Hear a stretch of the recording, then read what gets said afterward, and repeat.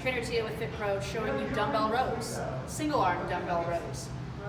This is seen everywhere, but so rarely done correctly. Okay, so here's a full rundown of the technique. So you need a dumbbell and a bench. Okay, so I'll show you rowing with my left hand. So if I'm rowing with my left hand, right knee and right hand are on the bench. All right.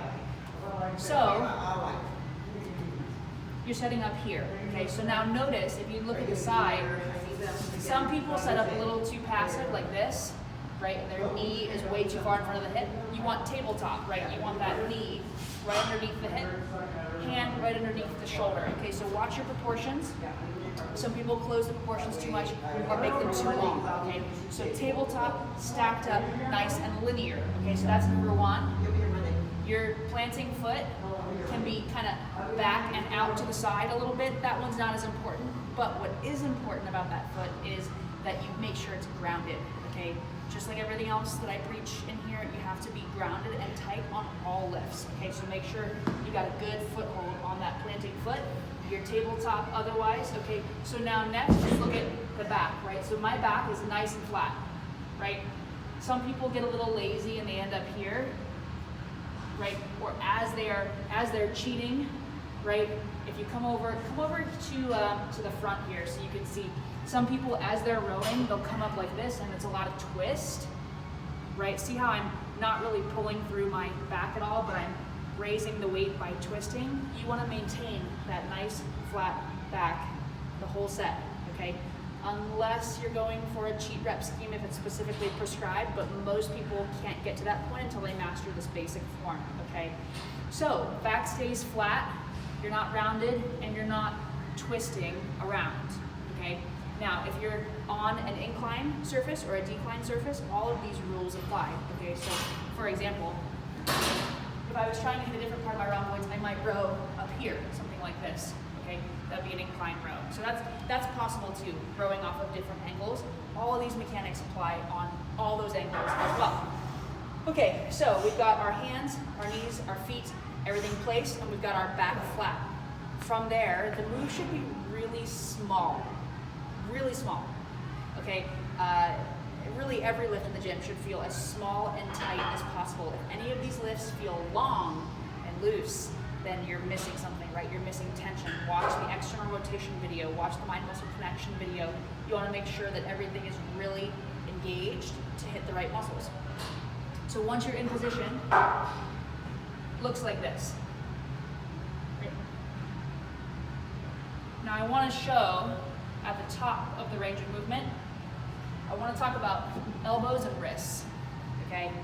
So this is another thing that people overlook, but it's really important. Since the range of movement is so small here, you wanna make sure that your wrists and your elbows, really your whole arm, is in the right position. Okay, so let's talk about wrists first. A lot of people, when they pull up kind of passive like this. See that flexed wrist, kind of like a wheelbarrow position? I see it a lot, and it translates over into a lot of your push movements as well, bench and overhead press. Make sure that wrist is not wheelbarrow or flexed like that.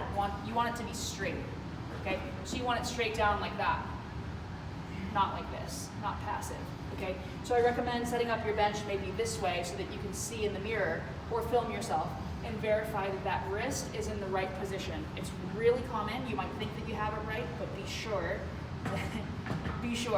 that you have your wrist straight, not flexed, okay? And that also translates and should just be implied, a good tight grip, okay? If you have a loosey-goosey grip, your wrist is probably gonna be limp as well. Okay, so tight grip, straight wrist, very important. Last point I'll make about this is the elbow position, okay? So you can see at the top, my elbow is kind of a right angle, right? Versus this. A lot of people, when they're new to this move, they come up and they over bicep, right? That's more of a bicep move, flexing the elbow too much, right? So they come up and it looks something like this, right? And that incorrect elbow position goes right along with the wheelbarrow wrist, okay? So, but you wanna make sure that you're pulling almost behind you a little bit.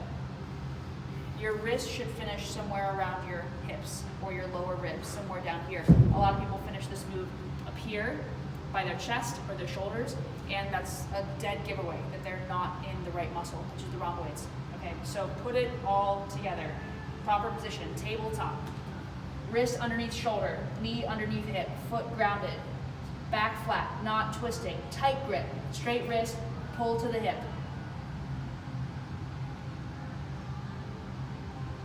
This one's complicated. It looks really easy, but it does take some work typically.